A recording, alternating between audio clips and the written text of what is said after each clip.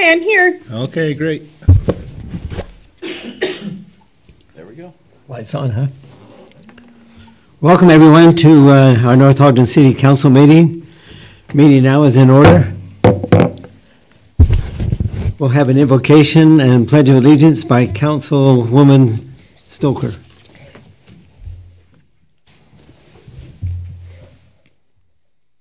Father in heaven, as we are here this evening in our city council, we're grateful for the opportunities we have to serve this community and our citizens. We're grateful for those who come and participate and share their ideas and their thoughts also. We're grateful for this area that we live in and the freedoms that we have and those who are serving us and protecting these freedoms, especially our mayor who is away at this time. We ask you now that thou will be with us as we discuss these things on the agenda and that we'll be able to do so in a civil manner. And again, we thank thee for all that we have and say this in the name of Jesus Christ. Amen. Amen. Please stand and repeat. I pledge allegiance to the flag of the United States of America and to the republic for which it stands, one nation under God, indivisible, with liberty and justice for all.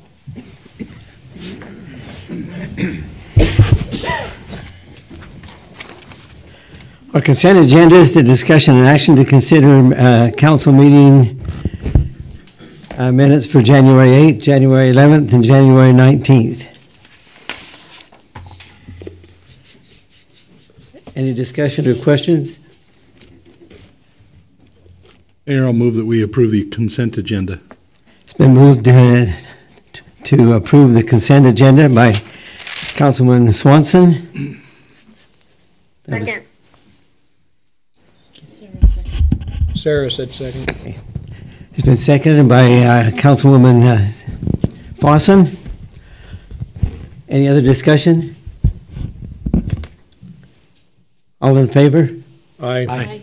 Any opposed? Aye. Motion carries. The meeting is now open for public comments. Please state your name and address. Okay. My name's Scott Ash, and I live at 3263 North, 450 East on Lakeview Drive. So I'm here to discuss item 7. I brought this to the attention of Philip Swanson. Right along that northern portion of the road there, about 2 years ago, the city put in a crosswalk. The crosswalk connects both sides of the trail that's heavily trafficked by runners, cyclists, walkers, and school children even. And I live adjacent to that. And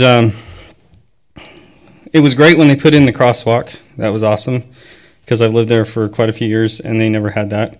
And it's a busy road. But what I've noticed is that at all other major intersections along that trail where there's heavy traffic, there are solar flashers, signs put in place to notify traffic coming both directions, that those are there with a button so that anyone coming across there can hit it and get that flashing light. And I didn't think it was as big of a deal until about a month ago when I was jogging across that trail and we got up to it. And as we hit the side headed back to my house, we were on the east side. I looked up both sides of the road, nobody coming from the south below the intersection. Didn't really see anybody coming from the north. Me and my son head across the road, and by the time we'd hit our side of the road, a car was about 15 feet from plowing over my son. I feel like it would be valuable to everybody in the city. It's a value-added addition. If there's some way to do this, I've heard on the public comments on Facebook, some people expect schools, PTAs to do this. It's not really in a school zone. So I thought I'd drive around and see if the others fit that criteria. It turns out the one on 1100 that's south of Bates is outside the school zone. It's in place. There's one on the west side of Bates, also outside the school zone where that trail crosses. So really the only major road that's missing it right now is Washington. And I don't want to get into the whole traffic expansion stuff, but you guys have done studies. You know the traffic on that road. And I'd really appreciate it if you would look at this. if there's a possibility to do it, and hopefully we can get that done. Thanks. Is that the one that's on the agenda? It's number 7. Okay. Any other public comments? If not, we'll proceed with the agenda. Discussion or action to consider a request from Dave Marsh concerning sidewalks on 2000 North. He'll be introduced by John Call and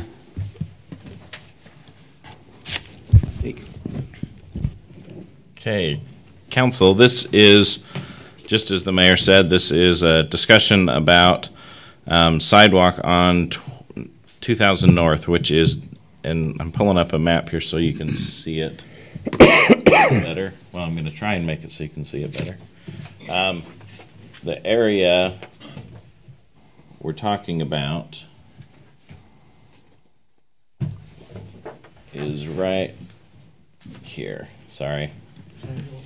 Yeah, that'd be great. So the cannery building is right here. And then the property we're talking about, the sidewalk, is not just the piece that the marshes own here, but essentially all this length of the road. The road was widened back in 2001, 2002 timeframe. Actually, Marsh Construction, I think, did the road widening for us. And at that time, there's the letters that you see from some of the residents along that road that the city said, we'll put in curb and gutter, we won't ever require sidewalks. The reason this question's come up is because when you subdivide property, our ordinance requires sidewalk, and so we're just trying to clarify. You can probably see from the minutes that we found, not saying that there's not minutes that weren't available, but the ones that we were able to find that were related to this topic, there's a lot of discussion of it, but there's not a clear decision by the council. But it also appears from the letters that there was some specific directions given.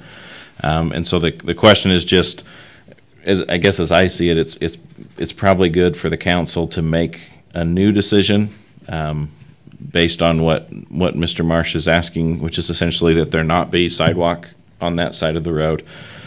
Because even if it was promised in the past, or we couldn't find the record of it, so it would be really good for us to have it on record.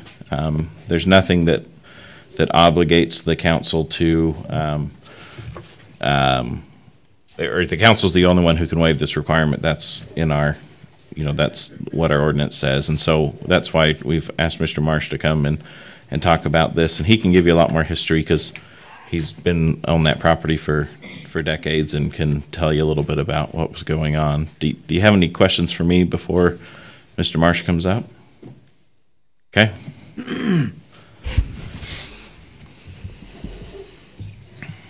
Dave Marsh, 173 East 2000 North. So I've met with some of you and talked over what we're doing, and essentially I've just bought some of that grass in between me and my neighbor. So I've purchased about 40 more feet of property to the east of my existing property.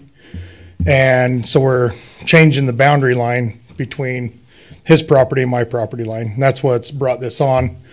I guess technically it's a 1-lot subdivision or a 2-lot subdivision at this point, which with the subdivision ordinance requires sidewalk. Back when we widened this road, we had discussions with the city, and we used to own to the center of the road. We dedicated our property to the back of the curb and gutter, and then we all paid for the curb and gutter to be installed in front of our houses.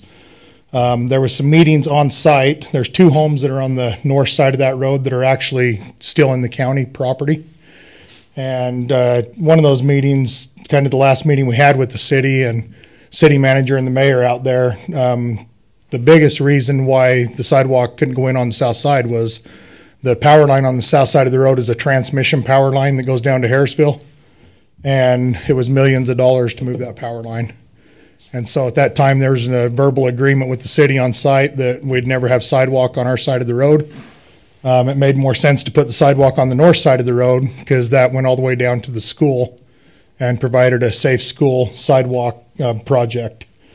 So the mayor and some of the staff of the city just asked me to get letters from some of the residents along that street that remember some of the meetings that were there 17 years ago. I've included those letters in your packet. But so I'm just here to ask that, we kind of honor that. Also at the top of 2000 North, all of that property up there is zoned industrial. Ground, generally, you don't have sidewalk through an industrial area of the city also, which is everything from the storage sheds all the way to Washington Boulevard. So, very small piece of property. If we did put sidewalk there, the sidewalk would go nowhere. The kids would have nowhere to cross safely. It would just lead them into the middle of the block, you know, where the road's real narrow and there's no street lights. And, you know, there'd also be some costs for the city if we require it. I'd have to deed more property to the city, which I don't want to do. But the city would also have to pay to relocate my fence and, you know, the existing concrete improvements that are there. So that's why I'm here. I've spoke with a lot of the city planners, and only you as a city council can, you know, talk that over and approve that with those conditions. So any questions? Questions from the council? I just got a question for John. First off, I don't know if he's ever been called Mr. Marsh. I'm just,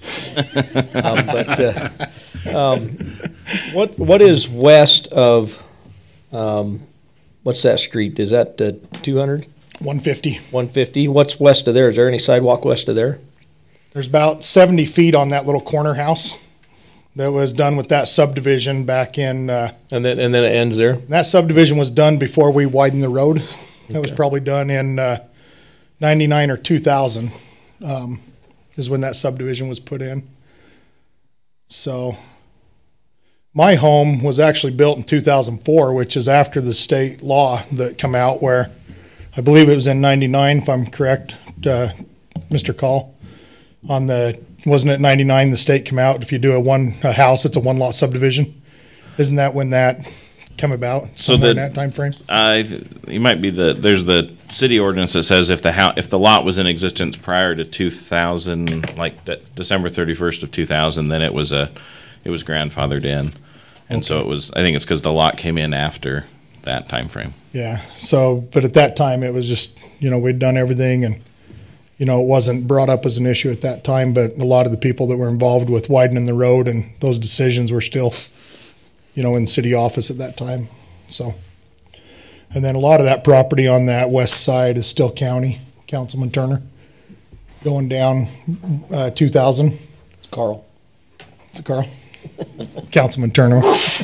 Anyhow, it's a lot of that is still county property on both sides of the road going down through there. So, and there is sidewalk the entire 9th from Washington all the way to Highway 89 on the north side of the road. So, Any other discussion or questions from the council? I have a question, Mayor. Can you hear me? Yes. Is there, if I went out and visited Mr. Marsh's property too, I think some of the other council members did.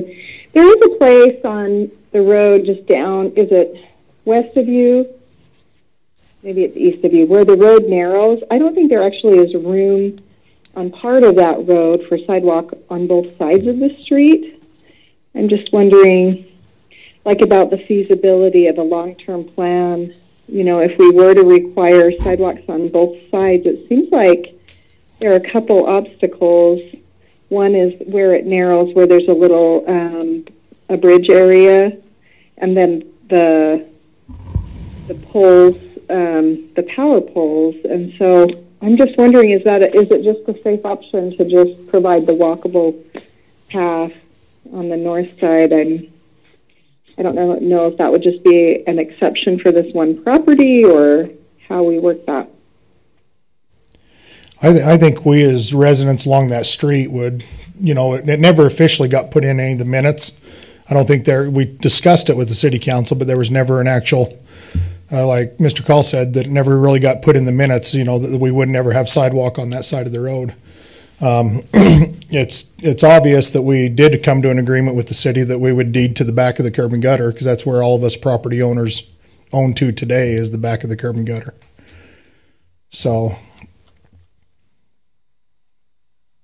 John, if we were to require a sidewalk through there, would we have to purchase that 10-foot swath? So typically when a subdivision happens, the city doesn't pay for land under a road dedication. The exception would be when it's an excessive dedication. If we were requiring a significant amount of property, then the city oftentimes will pay. Or what we'll do is, even if a good example is the Cherry Springs Villas that we'll be talking about next week, they're actually doing a 6-foot wider road than normal. And the city's paying for the middle 6 feet of asphalt and the road base underneath it. So we try to take into account that these regional roads or these larger roads, the city has some skin in the game, but typically for most subdivisions, a lot of the stuff they give to the city for free. And that's what we did in 2001. We donated all that property so the road could be widened. We used to own to the middle of the road. It used to be the old cannery lane. A lot of the old residents would know it. That's kind of what it used to be referred to. So at that time, we donated the property. And then each of us residents actually paid for our own curb and gutter, which is fairly standard policy also. So. Mayor, question, John, maybe more appropriate for you, but we would, as a city, be responsible for moving those power poles and that transmission line? So so there used to be a policy with Rocky Mountain Power that if it was a city project, they would move lines, but I don't know all the details of it, but you can see these are not your standard lines. It's not your standard line, huh? Yeah, your top two lines are the transmission lines that are taking it to a new spot. These lower two, and I might be completely wrong, are the actual service lines.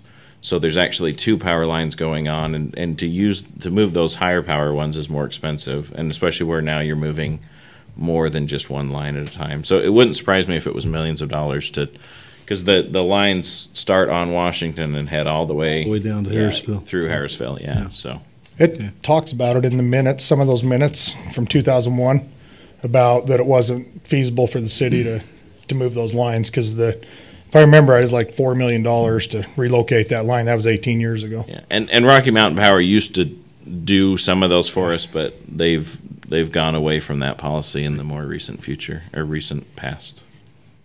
Got to watch out for those. And about half of this property we're discussing is industrial property also, which I own a pretty good chunk of that at the top of the road.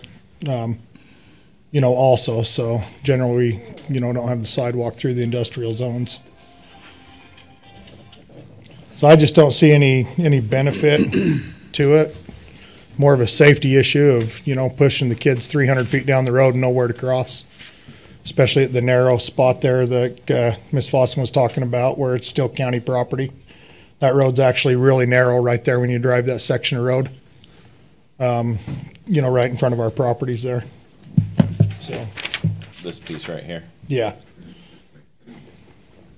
And if you haven't driven it, I encourage you to do so because it is one of the more unique roads in the city right now. With those, because then it bulges in and out, and there's some barriers up with some significant signage to make sure people know that it's not pavement there. There's a cement barricade you're going to run into if you don't stay in your lane. Any other questions? I was just going to ask, what is the formal request? What is it that we need to do tonight? So essentially, the applicant's asking for the council to make an official decision that, for at least right now, and we always hate that word, but that the city is not going to require road on the south end of the road. Sidewalk on the south end of the road, and then obviously if a council in 20 years decides, hey, we're going to condemn it and put the road in, then that could happen. But it would allow Mr. Marsh to move forward, get the subdivision taken care of, and move the boundary lines as him and his neighbor have agreed. Yeah. So are we waiving the requirement? Is that the proper? For approval, I guess, of the subdivision, technically, right? Yeah, Rob. Is that if they're waiving the requirement? Is that good enough for what you need? Yes. Either waiving or deferring, one or the other. Okay, yeah, so that's, Okay. Do you want to do it? You want me to? You got the green bottle Okay. tonight. Excellent, great. Well, I move that we defer the current expectation for sidewalks on the south side of 2000 North and permit Dave Marsh to also make a boundary adjustment on the property. And I believe that was everything, right? We have a motion by Councilman Severine. Second. We have a second by Councilwoman Stoker. Any other discussion? Do we need to, John, include in that motion the easting, like if it's from Washington so far east, or just he said 2000 north, that good enough, or? as it stands, it is technically tied to the subdivision, so if you want to make it for the entire length from Washington to essentially 150 East, which is the boundary of our city at that point. I don't know if we need to, I just was asking. No, that might help. It would put it on the record. I would like that if we could. Yeah. Just because I own that property at the top of the road, and that was also, kind of the agreement back when we widened the road, so. And we understand growth also as residents. 20 years from now, things can change. I mean, we'll deal with that at that time. Yeah. So this would, the thing that we're trying to accomplish, at least from a legal perspective, is to get the information on an official motion before the city council, if that's what you want to do. So if you want to do the whole length, then you could amend the motion or. Okay. So, but now I'm a little bit confused. So we want to defer it to 150 East. From Washington Boulevard to From 150 Washington East. Boulevard. Yeah. Okay. That section. So I would then move that we defer the need for sidewalk between Washington Boulevard and 150 East on 2000 North, and that we also approve the boundary adjustment as proposed by Dave Marsh. So, Oh, I thought that was part of that. Just the He has an application in for that'll be a staff approval of it, actually. Oh, okay. City council doesn't need to be involved with that, other than you're identifying the conditions that will attach to the subdivision when we approve it. Okay. Okay, so do I need to do that a third time then? Oh, you're good. I'm good. We're covered. On the south side. I'll go on the south side of 2000 North. Okay, a motion by Councilman Severine, as he has stated. Still a second. A second by Councilwoman Stoker. Any other discussion? Okay, we'll begin the voting with Councilwoman Stoker, Yes. Councilman Swanson, Yes. Councilwoman Fossen, Yes. Councilman Severine, Yes. Councilman Turner. Yes. Motion passes. Thank you. Have a good evening. Thank you, Mr. Marsh. Thanks for the invitation too, Dave. The lights on, John? Yes, or are you please. using the maps again? we'll be using the maps for the next agenda item. Okay. Next item, discussion or action to consider a request from Belle Isle HOA regarding property at Roylance Farms, PRUD. They would like North Ogden to accept. The presenter is John Call. So council, I'm trying to pull up the right picture for you. Oh, here it is. So I'm going to zoom in on the Belle Isle HOA subdivision. So this is, it's the Roylance Farms Phase 4, 2, and 3. But this road goes out and runs into Big O Tires. So it's 1900 North. Their HOA starts, there's some detention basins right here on the south end of the road. On the north end, there's the open ditch or stream or canal or whatever you'd call it.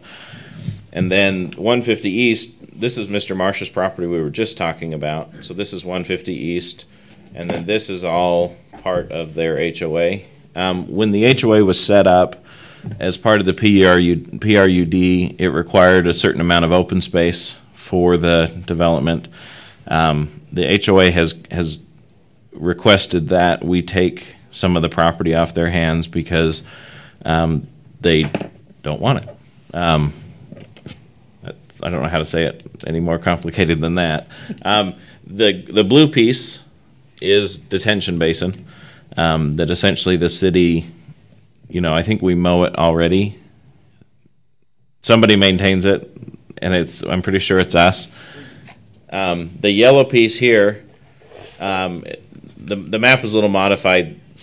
It kind of stops at 150 East, but that's a piece of property that if you read the staff report from the parks folks, they are interested and excited in getting that because that's a fundamental part of our trail system. The green piece over here is one that they're kind of we're okay. It's not a big deal. We'll take it. They don't love the idea of it, for lack of a better word. And then the pink piece, or red as it shows up on this screen, is one that the parks don't have an interest in turning into a park. It's essentially, right now it's kind of an open field. It doesn't have the visibility that they would desire for a park. So the question was, is there some other use we could use for it in the city? And we've tossed around a couple of ideas. The biggest question might be what the HOA expects us to do with it. Because one thing we would want to make sure is that the city's not obligated to do something that we can't do. Because as it currently sits, the only way to get to this property is by crossing the driveways from the north, from 1900 North down onto the property. There is a little walkway out here, but it's not big enough to get anything in, so we couldn't put any equipment or. There are representatives from the HOA here who can talk to you about it. That from the staff's perspective, just to clarify, blue and yellow, there's no question from the staff. We're happy to take it. There's no issue. The green piece, they'll take it, but they're not thrilled about it. The parks is, and then the red piece. I think we could find a use for it, but we just want to make sure that it's, it might be a place where we put a shed and put some stuff inside of it. It won't be necessarily open to the public as far as a facility that's maintained for the public to come and gather, if that makes sense. So we've got some representatives from the HOA who are here to answer questions and provide more details, because I'm sure I've misstated something about what their goal is. So, John? Yeah. What is slotted on the south of that subdivision? On the south side, so let me pull up the Google map so you can see. This right now is Mystery Meadows. So these are homes that have gone in and are completed. This is 1700 North. This is the village at Prominence Point. And so these are all homes that are being constructed or have been constructed in the past couple of years. So it's all residential homes and things. So there's still no way from the south to get to that parcel? No. Or from the east? Or from the east. And really it's a small enough parcel that we're trying to kind of get away from those pocket parks type facilities in favor of larger places where people can actually get together and gather. So. Thank you. Okay. Excuse me, I'm Ken Graham from the Belle Isle, one of the treasurers. So just here to see if we create a win-win situation. And right now we just exist to pay and collect from each other. So that's an HOA that we'd like to try to resolve. And to do so, we just need to have the land given to you guys, or we can do something else with a piece of it. Any questions about? Are all the streets public streets right now? Yes. Okay. And so council, when he says or do something else with it, the other option we've told them that they might have is to amend the plat and divide some of these pieces up among the neighbors, if the city doesn't want it. And so, the biggest issue that comes up is that the open space was there for the PRUD ordinance, but as Mr. Graham stated, it was Graham, right? Right. Okay, Ken Graham. that they want to be done with the HOA, and no one can own common ground among a subdivision except for an HOA. So they have to either get rid of it to us or to private individuals to dissolve the HOA. And this is a give, not a purchase, correct? Correct. If I'm reading the opening sentence there correctly? Well, I say why not? Especially the yellow and the blue, those two parts that have been identified by our Parks Department as, I don't know what we do with the red. Well, my only question is the red, and that's only because there's nothing, No way to get to it. maybe that'd be something they'd want to divide up. I don't know, though. We get to it For some now. reason, Sorry. the plot won't pull up on my on my computer. I don't know what. Yeah, yours will, but I read it earlier, but for some reason I can't get it to work on mine. So Can I ask a question, Mayor? Yes. Can you hear me? Is there any, in the part that's that red area, is there any expense to the city in maintaining that property? Are we going to have to mow down weeds and property that's hard to access, or is it going to become a liability?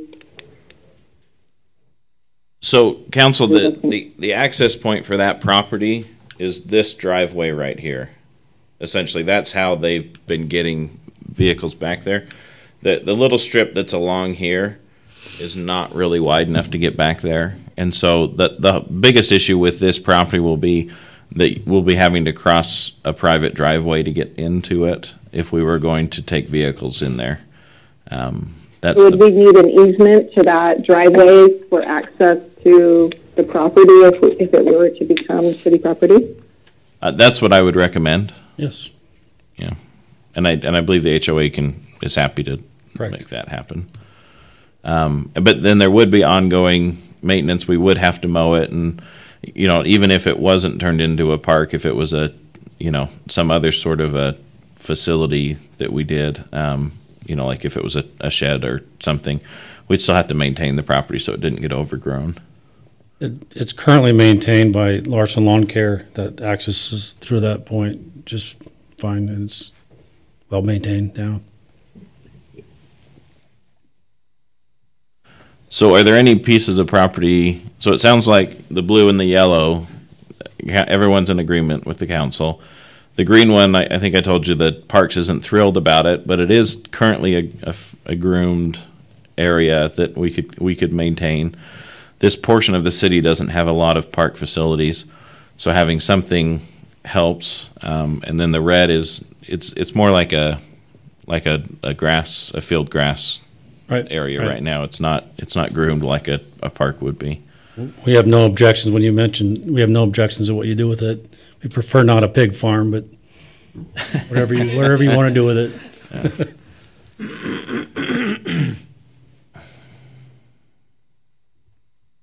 Any other questions? Or discussion? Do we have a motion on this? Oh, it's Phil's turn. Whose turn? Yours. Mayor, I'd make a motion that we accept the green, the blue, and the yellow properties. Motion has been made by Councilman Swanson to accept the green and the yellow and the blue properties. I second it. I didn't see who seconded it. I second it. It's been seconded by Councilman Severing. Any other discussion? Bringing the vote in with Councilman Swanson. Yes. Councilwoman Fossen. Yes. Councilman Severing. Yes. Councilman Turner. Yes. Councilwoman Stoker. Yes. Motion passes. Thank you. And Thank you. then council, just so you're aware, and I probably for the benefit of the HOA, do you have an objection to them dividing that up among Not at all. individuals or selling it or whatever they want to do with it? Not at Okay. all. So Yeah, it's just because they're going to have to come in and get an amended subdivision map, and where it's a PRUD, there's a chance it might have to come back to you. So it's just really helpful for them to know that they kind of have your blessing before they spend the money. Yep. Thanks.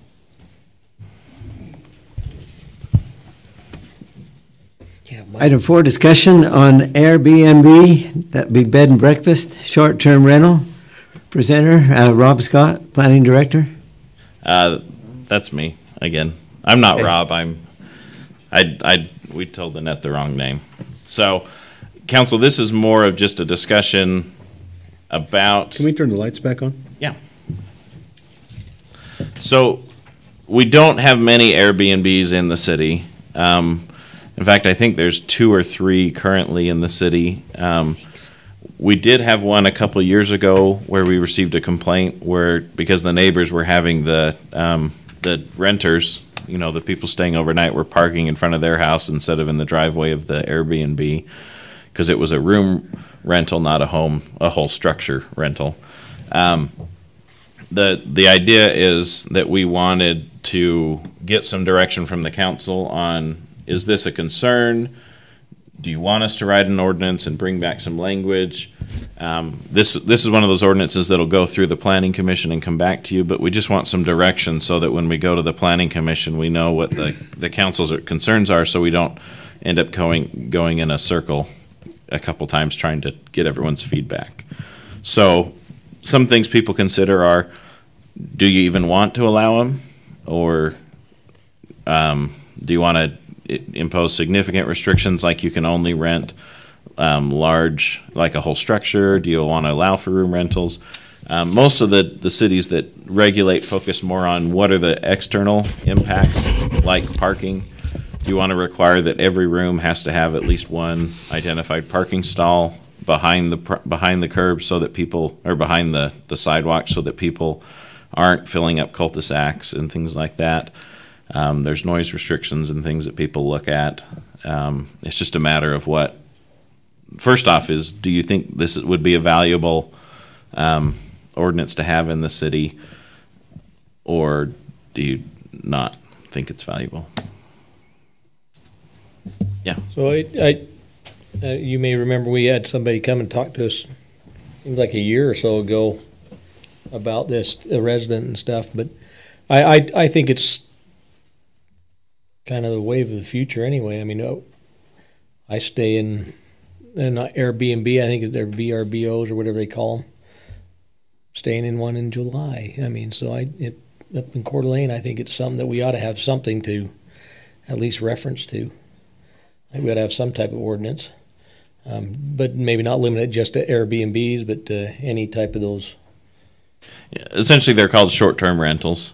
I think we ought to have something, just because I think it's if it's not already happening, it's going to happen, and it's probably happening anyway.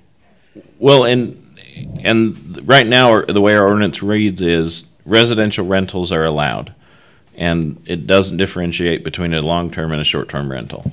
And so some communities in Salt Lake have had a lot of issues with short-term rentals, where they've actually said they've prohibited short-term rentals for a period longer than, or shorter than 30 days. But they've got some pushback, so I'm not sure that. I think that a measured allowance for these is probably a good idea. There's not a real risk that our city is going to turn into a resort town overnight. And so some moderate restrictions, if we were going to do it, I think would be appropriate. But like I said, there's at least 3 in the city that have reviews from people who've stayed in the properties that, we haven't heard any complaints from the neighbors. And a couple of them are just single bed room rentals, and one's at least a whole house. So it's been fairly benign so far, with the one exception. Hey, John. Yeah. I was just thinking, don't we have? The short-term rentals are all subject to the same restrictions as any other residential rental, as far as parking on the street in the winter, or noise ordinance, do we already have restrictions in residential areas that apply that would be, I just feel like sometimes we maybe create restrictions we don't need to create because there already are laws in place in residential areas that make residences nice places to be neighbors with. And those still apply, right, to a short-term rental. Yes, all the ordinances dealing with a regular owner-occupied home still apply to residential units or rental units, just like they do to anything else in the city. I just kind of feel like if there aren't problems, people aren't complaining. Many people enjoy the benefits of staying in an Airbnb. There already are residential regulations in areas. I mean, I'm probably not going to be here when you to make a decision if you were to do it, but for that reason, I probably wouldn't be in support of creating restrictions for something actually an amenity that's nice in communities. But that's just my feelings.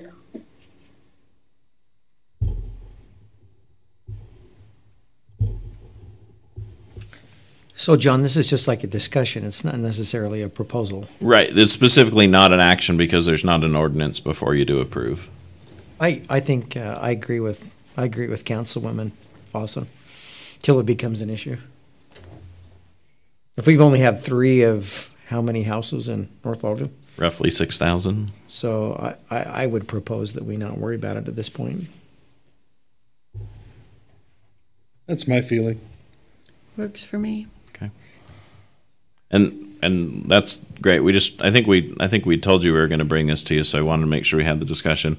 And then obviously the biggest concern moving forward will be when we do write the ordinance, it'll be because that one that upsets everyone, and it might be grandfathered in depending on what the stuff is. But I think you're right. Most landlords or short-term rental folks are so focused on getting positive reviews on a recurring basis that they maintain the properties. Yeah.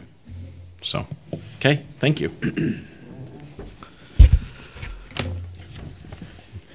Next item, a discussion or action to consider amending ordinance 2018-04 boundary line adjustment.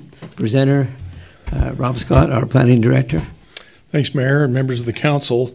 When this was approved here a couple of weeks ago, I inadvertently did not put the numbering system correct.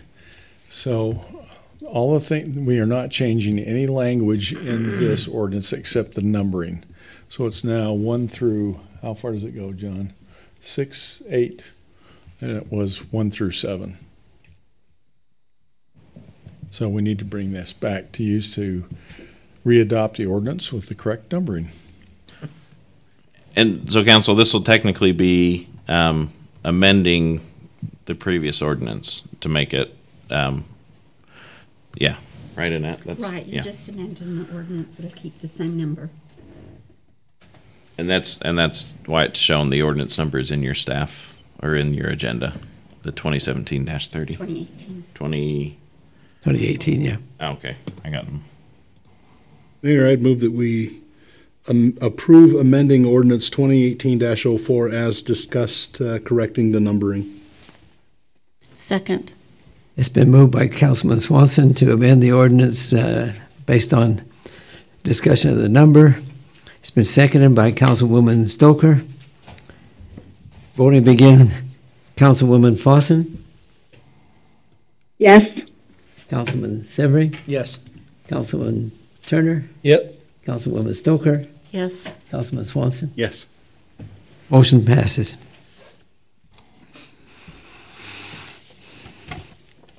Okay, our next item is the discussion or action to consider the appointing of Alan Lunt to the Planning Commission. Mr. Lunt is here this evening. If you have questions for him, he's applied to become a member of the North Ogden City Planning Commission. He comes to us with a wealth of experience, so it'll be a benefit to our city. He's a commercial portfolio manager in the banking industry, including financial analysis and commercial loan underwriting. He is proficient in Microsoft Office programs, AutoCAD, and Adobe Creative Suite. He has experience in community master planning. He has experience in the design and analysis of plans and blueprints.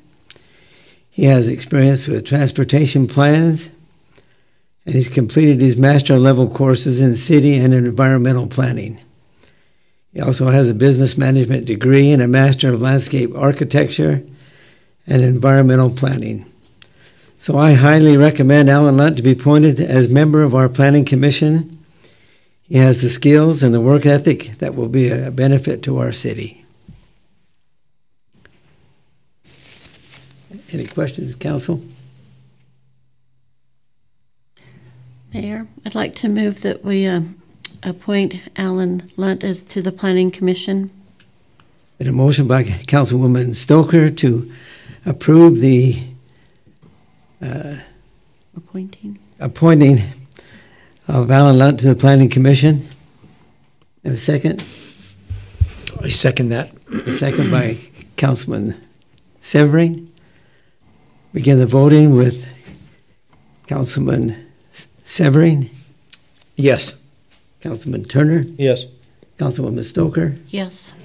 Councilman Swanson. Yes. Councilwoman Fossen. Yes. Motion carries. Thank you.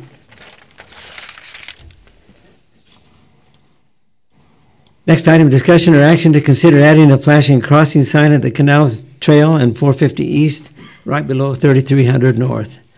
That will be presented by Council Member Swanson. Council, we've heard earlier in public comments from Mr. Ash about the experience that he had at that crossing.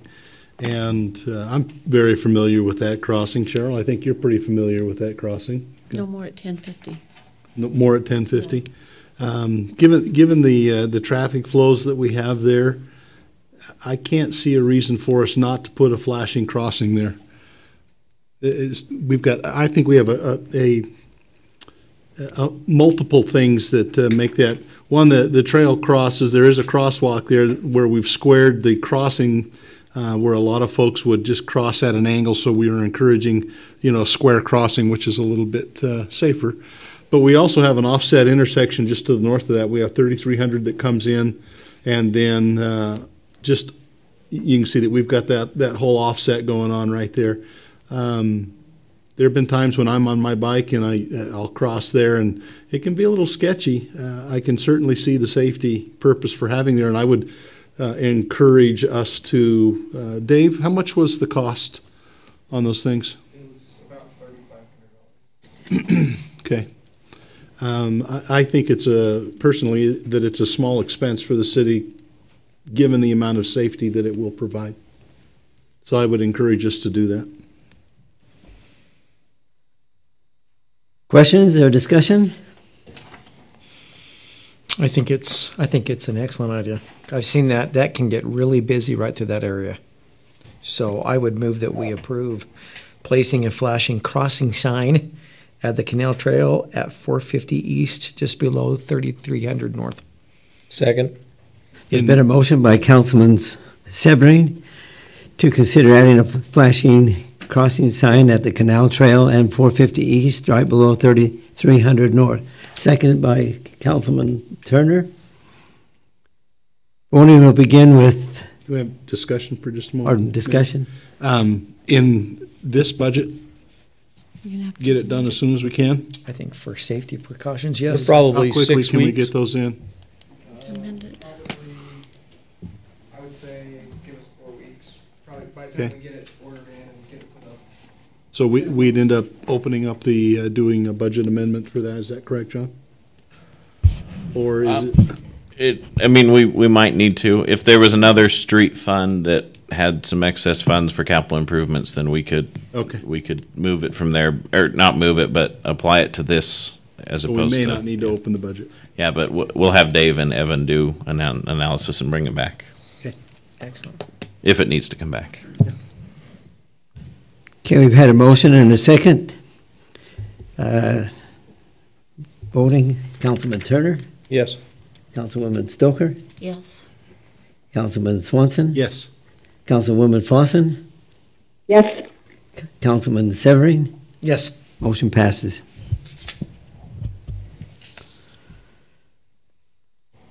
Discussion or action to amend ordinance 2017-30 annexing property located at approximately 2521 North on Mountain Road.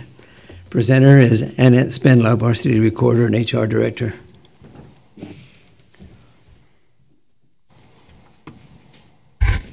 Council, this annexation has come to you before. In fact, you passed it, the ordinance annexing this property on December 19th, 2017. It's the Daniel and Allison Webb property. It was 2.335 acres located at approximately 2521 North Mountain Road. As we finished the annexation and then the county signed the documents, the legal description they gave us was incorrect. And it took us this long to get it correct there because the engineers were involved with it and Weber County and actually the state was involved with this. They didn't include the canal in the annexation and the law required them to. We can't leave the canal an island in an annexation.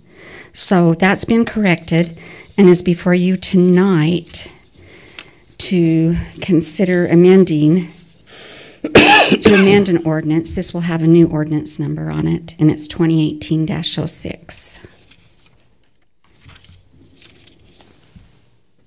Questions or discussion?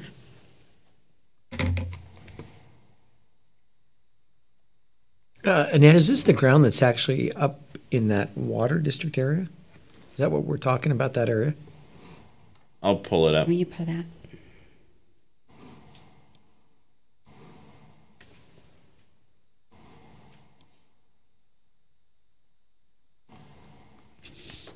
So, council, you can see this is the equestrian park. The Webb parcel is right here. And this is the Coldwater Canyon with our debris basin right there. So it's this property that's just kind of south of that debris basin. That would be north. So what north is that we said? 2521. 2521. Yeah, 2521 north. It wouldn't be south of the debris basin. Well, the debris basin's right here, and their property it's actually probably, I think it's almost directly west and north of that. It's the channel runs right down behind these houses, and it's everything that's south of that channel, right there.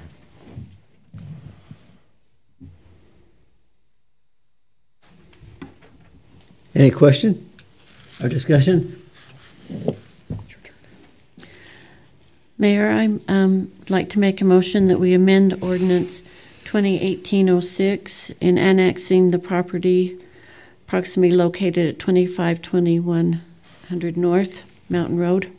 Council, we're actually amending ordinance 2017-30 Okay. and approving ordinance 2018-06. Okay.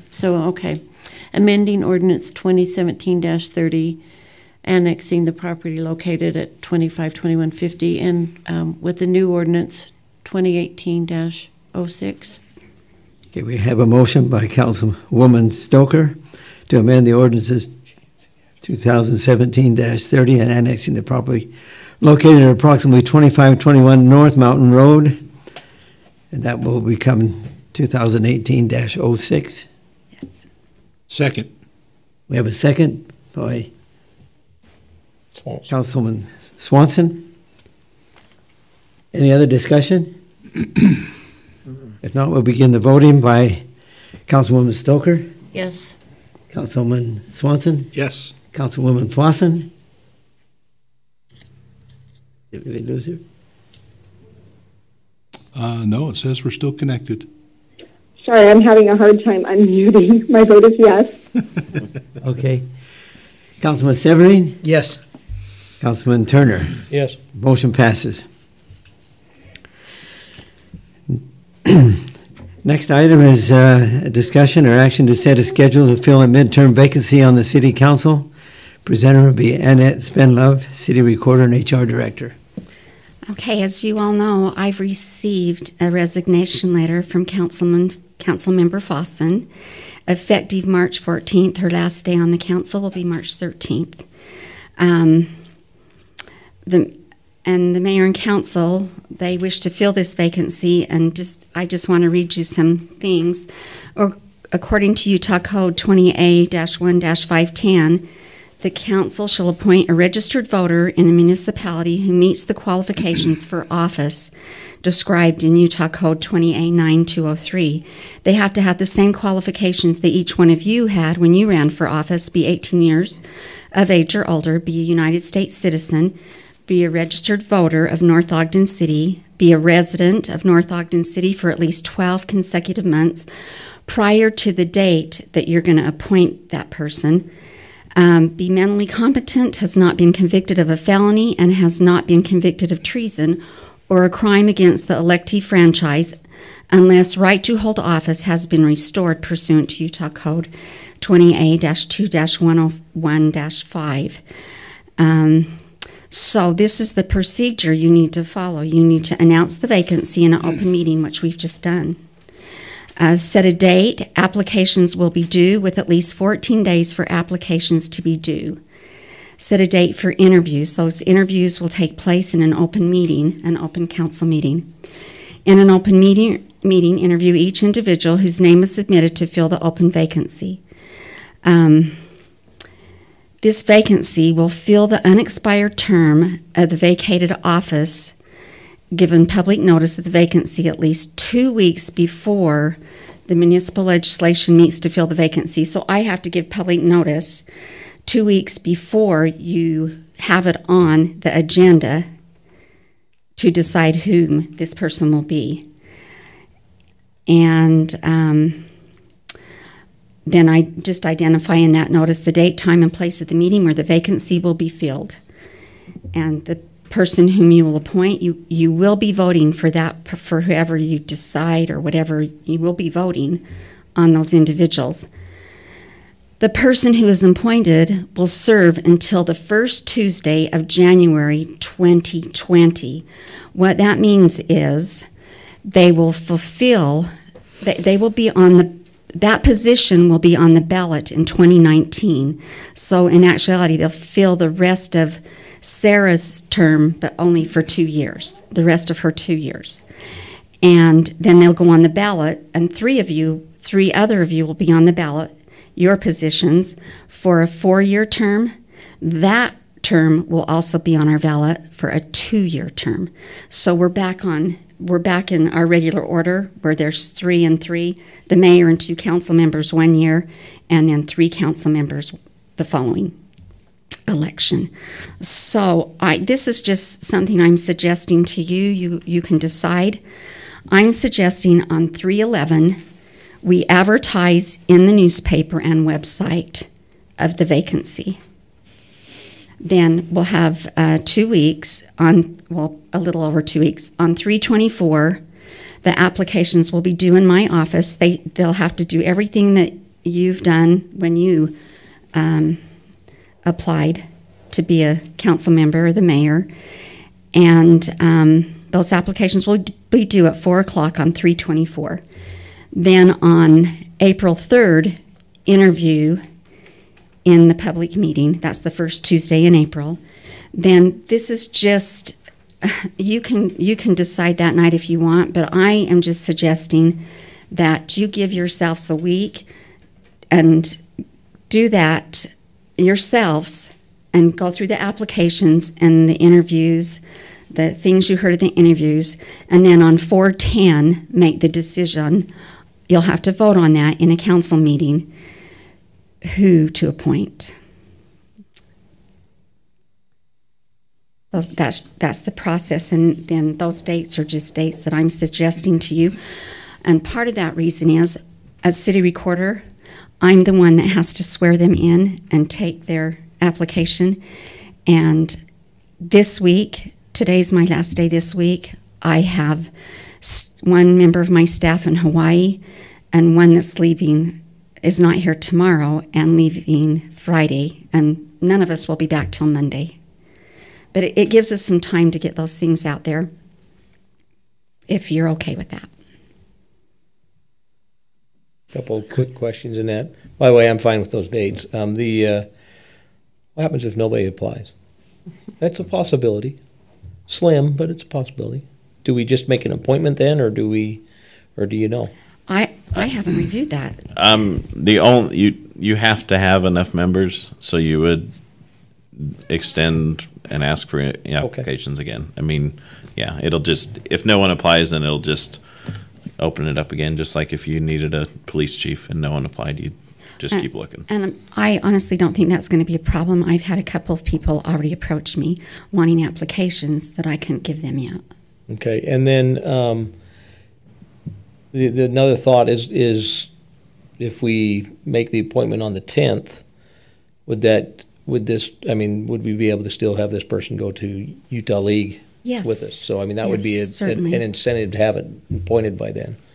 Yes. Okay. If they're able to do that. And like I said, I'm okay with those dates. I don't know how Barry else feels, but I'm fine with those dates.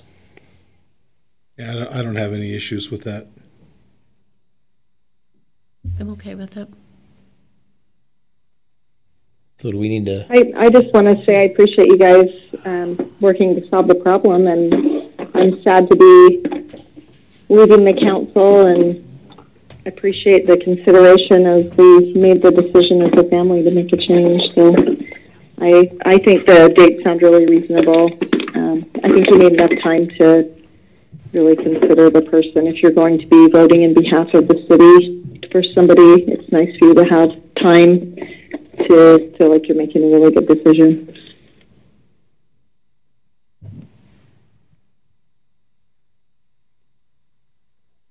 So do we need to make a motion on the? We need to make a motion to accept these dates. So I move that we accept the dates then as specified. I didn't write them down, but you've got them. Like the application goes out. Is it March 11th? So that's in. It'll be in the newspaper March 11th. Which is 5 days. What's that, Saturday?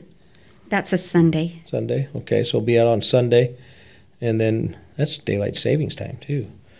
So anyway, so it'll be out on, and then we will have a decision by the 10th of April, it sounds like. Is that correct? On the 10th of April. Annette, does it matter that the 24th is a Saturday? Is that a Saturday? So it'd be the 23rd. The 23rd, yeah, that will matter. My motion is that we accept the dates that Annette has said that were correct. Because I don't remember. I'll second that. We have a motion from Councilman Turner to accept the dates and the process for us to select a new councilman. Make sure it's in the minutes that way. And second by Councilman Swanson. Roll call vote. We'll start with Councilman Swanson. Yes. Councilwoman Fossen. Yes.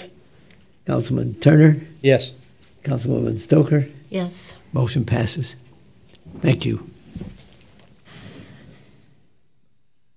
Next item, discussion or action about the Miss North Ogden pageant. This will be presented by Annette Spenlove, our city recorder and HR director. Okay, council, as you know, the Miss North Ogden pageant will be gearing up here. They've already got some dates set, and they're ready to move forward. There was one kink this year in the facility they use. They normally use Weber High School, but Weber High School has some remodeling going on in their auditorium and could not let them use it this year. And so they've gone to Fremont High School and have secured that to use as their pageant. They have asked me if they could include girls that go to Fremont in our pageant because they are using that school. That's a question I could not answer. And it would just be for this year. I'm bringing that to you.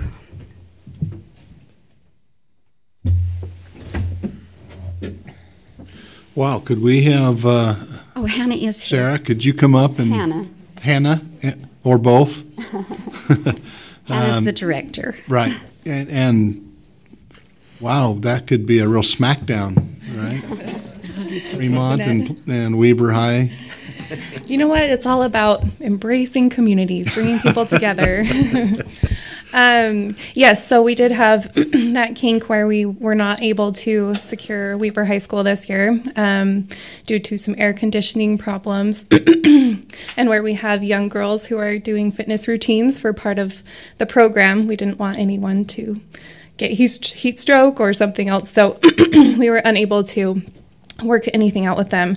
So in looking, we called every single venue from here to Layton, basically, and Fremont was the only venue that was within reason of our budget, and they were actually extremely kind and generous in letting us or giving us a discount. So it was kind of a no-brainer. It's not ideal because we love keeping it in the community, and it's where it's always been at Weber High. So after all of that was said and done, we kind of took a step back and thought, well, it feels a little weird to be going to Fremont High School, where they've been so kind and generous to us, and not extending our hand to their students as well.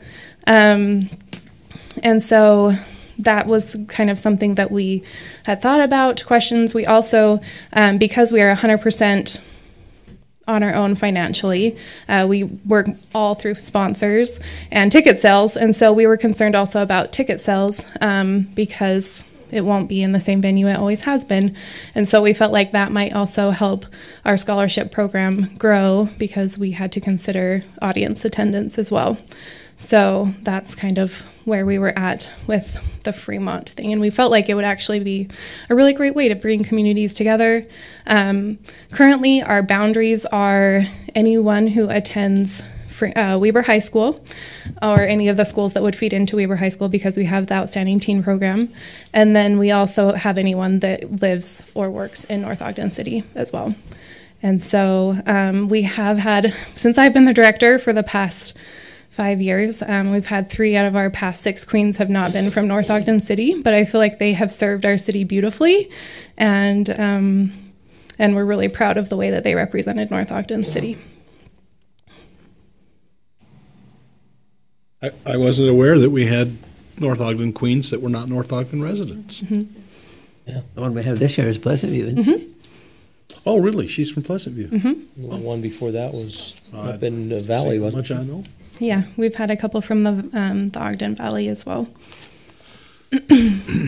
So just, I know that not all of them are high school students. Mm-hmm. So would this be anybody that has attended Fremont, or, I mean, would that be, or, so or is it just they have to be high school or a North Ogden resident, or how's that? So in the past, we've always done, if you have attended Weber High School, then you were to be eligible. And so, you know, I would say the same would probably go for Fremont for this year, just to extend our hand. But, you know, we could obviously put stipulations on that as well. Back when Blake and I attended Weber High, Fremont was Weber right. High, so it didn't matter, did it? Yeah. Oh, I thought you were going to say that you guys applied for Miss North Ogden. He won, though. I got Mr. Congeniality. It's all money, guys. It's all money. Yeah. I don't have an issue.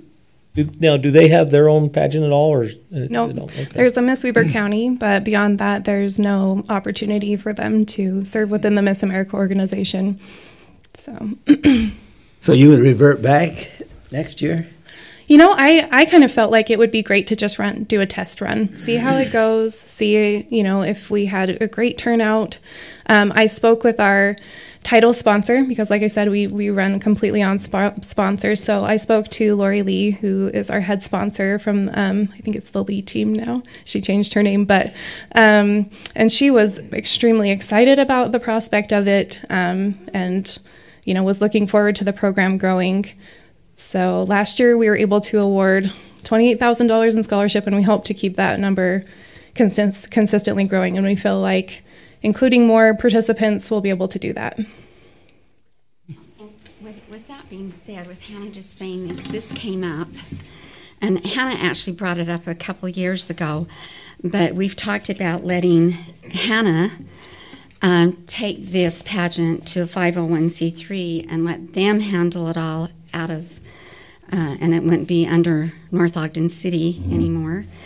And then I don't know if they'd call it the Miss North Ogden pageant still, but it might be Miss Ben Lomond or something. But anyway, that's been brought up also. It couldn't happen this year. They're too far along. That really quick. Yeah. Okay. So yes, that is something that we have considered.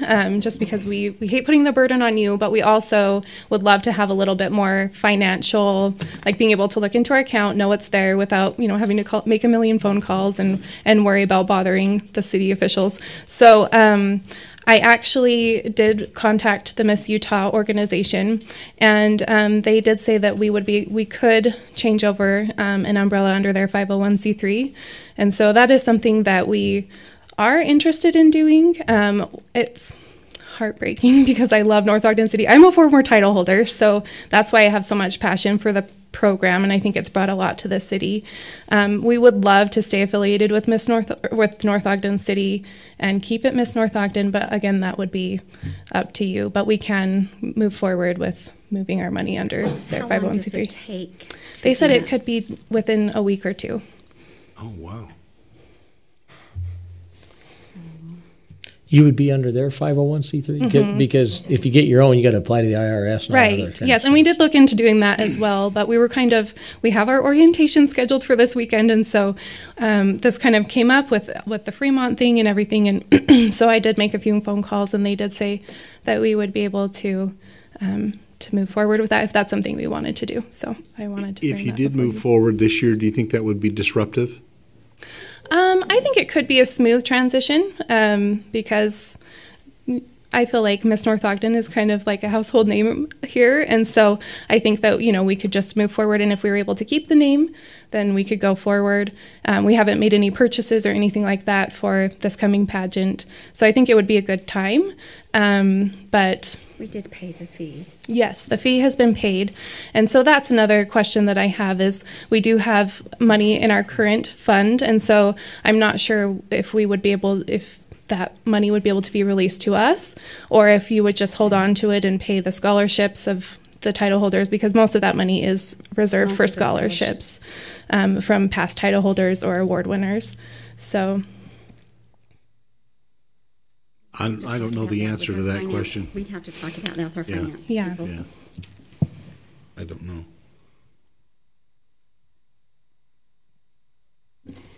Council, talking with the finance people earlier about this, a few of us met and talked about this. We think it'd be a great thing for the city to let this go to a 501c3 under the Miss America pageant. And Hannah's been a great director. She has just brought moved the program along, and it just keeps getting bigger and better. So would it be okay if we met with finance and maybe a couple of you and discuss this? Yeah, I'm okay with that. I think the nice thing about the possibly going to the 501c3 under, if you remember, and Hannah, I'm sure remembers when we didn't have a pageant. And the reason we didn't have it is because financially the city, we couldn't do it. Right. And so, but this would be a way that you wouldn't have that loss. So I think could be a very good win for us. And for the pageant, I mean, so. Then we'll go ahead and start working towards that, and we'll get together. I just need to know which two council member would like to be involved in that, and then that was why I asked the question about it being disruptive. I mean, if it can happen, the transition to the umbrella 501c3 and not disrupt the pageant this year, I'm okay with them keeping Miss North Ogden this year, and then we can negotiate after that. And you're still welcome to use they use this room absolutely for their practices and all their orientation and stuff, and certainly you can do that. Yeah, I'm fine with that. So we need to have a motion on what's the motion need to be? Just that we allow Fremont? We need to have a motion yet. We don't have anything really in writing. It just says discussion and action. So is that to allow Fremont folks to be in there, or what's? Or do we've said Let okay? us bring this back to you. Okay. So, okay. All right. Thank you. I think Cheryl should be one of the ones She needed to be there. Okay. to meet. Okay, fine. Thank you. You're more pageanty than I am. It's all about the glitter. The meeting now is open for public comment. Glitter here.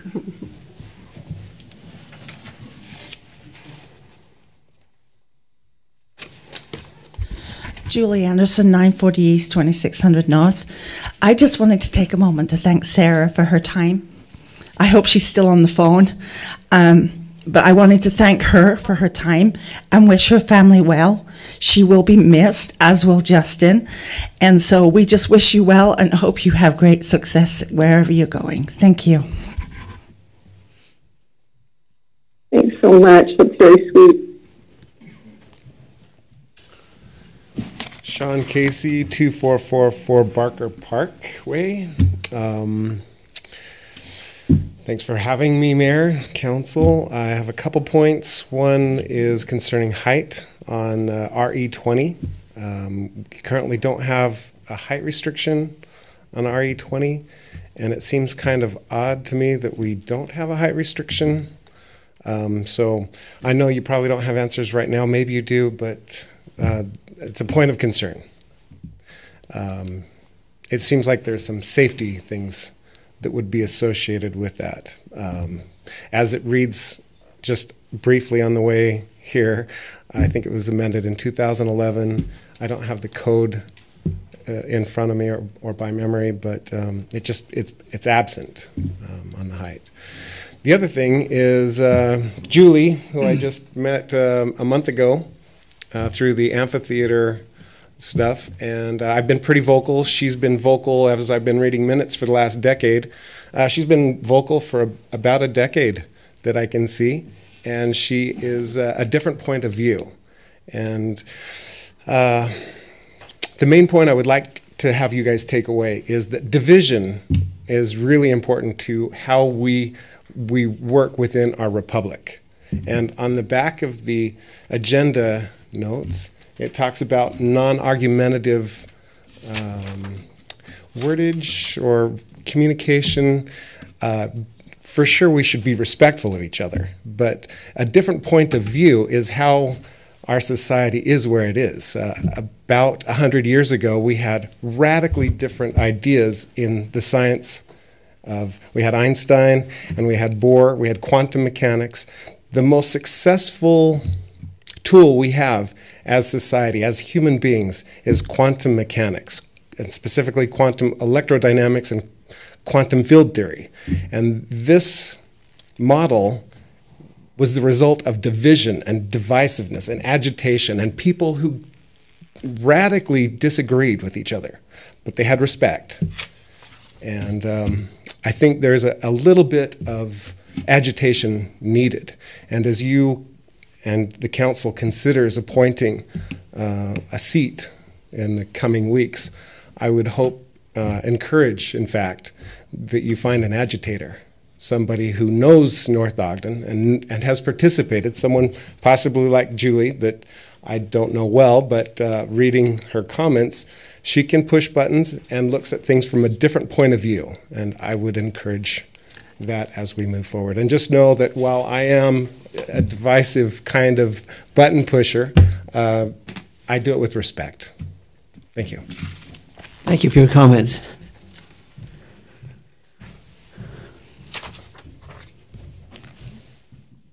Good evening, Rustin Monson, 2564 Barker Parkway.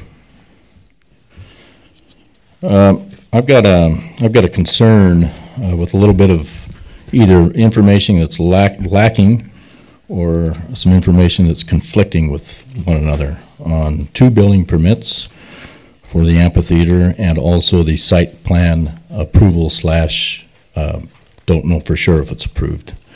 So I've got a question, Mayor, for whoever is okay to answer this question. And if you don't have the answers, please write it down and I'll be back to get the answers to my questions at the next meeting. .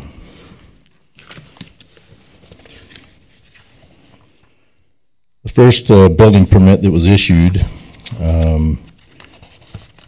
for the footings and the foundation, the amphitheater, specifically states at the bottom of the building permit, and this one that I'll read is specific to the building permit that was issued on November 29th, 2017.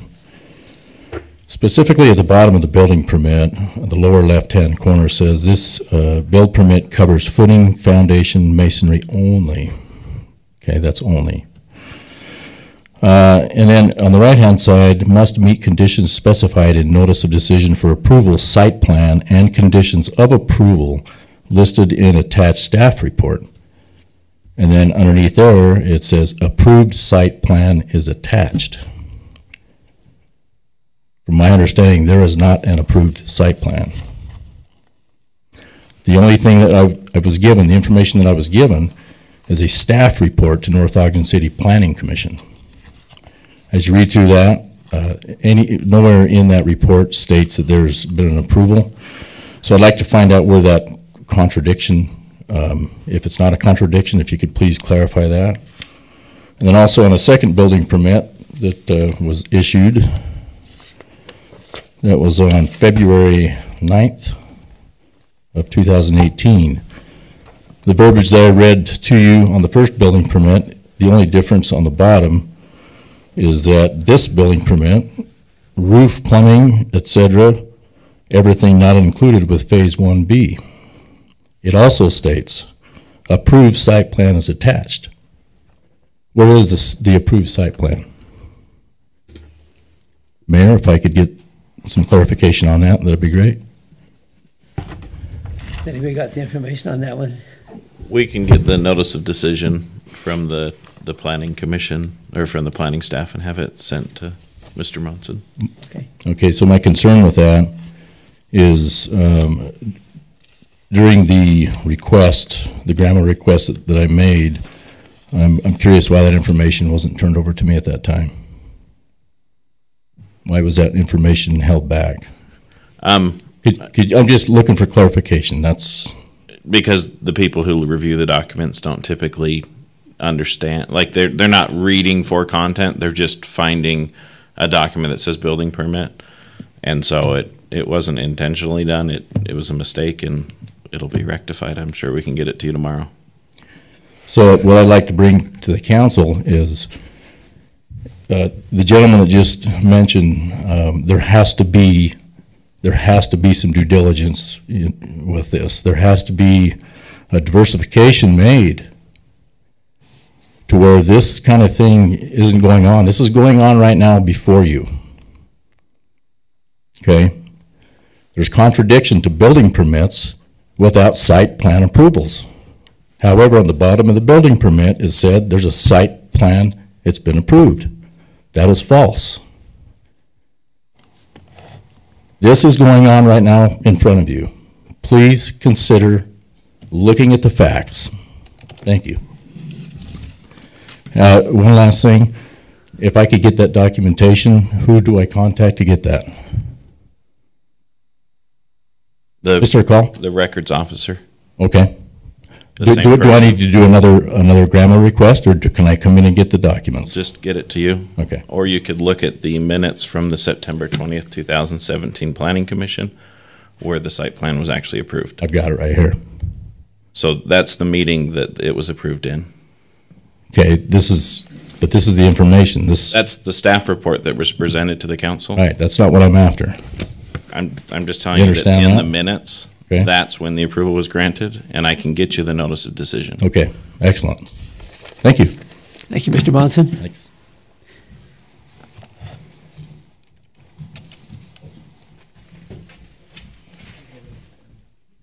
Sorry, I just wanted to get some clarification really quick. So I'm Hannah Goodrich, 384 West Alberta Drive. So with the pageant, just sitting back and thinking about it, I was wondering, is there any way that we could find out sooner rather than later as far as if we can use include the Fremont girls, because we do have orientation coming up. We get the girls going in meetings and things like that, and I would hate for the Fremont girls to be at a disadvantage if we are including them this year to not have the opportunity to attend those events. So that was my first item of clarification. I don't know if there's any way that we can make a decision on that, or at least orientation planned. I'm fine with the Fremont. John, is it appropriate to suspend the rules and go back to item 10? So sorry. Yeah, you can revisit anything on the agenda that you've. Do we need to do that by motion or just do it? I think you can just do it. I'm okay with Fremont. We'll do it. Well, I'd move then that we, do we need to do this by motion? Or is this by motion, Annette, you're saying yes? I'd move then that regarding item 10, that we give approval for including the Fremont girls, absolutely. Okay, great. And then my second thing. We need to have a second. Oh, sorry, go ahead. We have a motion by Councilman Swanson to include the Fremont girls in the pageant. I'll second it. Second by Councilman Turner. Any discussion? Is that a roll call? Roll call vote. Councilman Severin? Yes. Councilman Turner? Yes. Councilwoman Stoker? Yes. Councilman Swanson? Yes. Councilwoman Fossen? Yes. Motion passes. Okay, great, thank you. And then just the second thing that I wanted to clarify, as far as the name is concerned, if we were to move over to the Miss Utah Organization's 501c3, I know that you had mentioned that we could use it for this year, but we'll talk next year. I know when in talking to the Miss Utah attorney, when we file all that paperwork, it kind of needs to be the name that it's going to be. So I don't know if there's a way that we could come to that conclusion this year. So if we need to make that transition quickly, we can. If not, obviously, we'd love to use the Miss North Ogden name, but we just need to file all that paperwork with the name that we're going to be.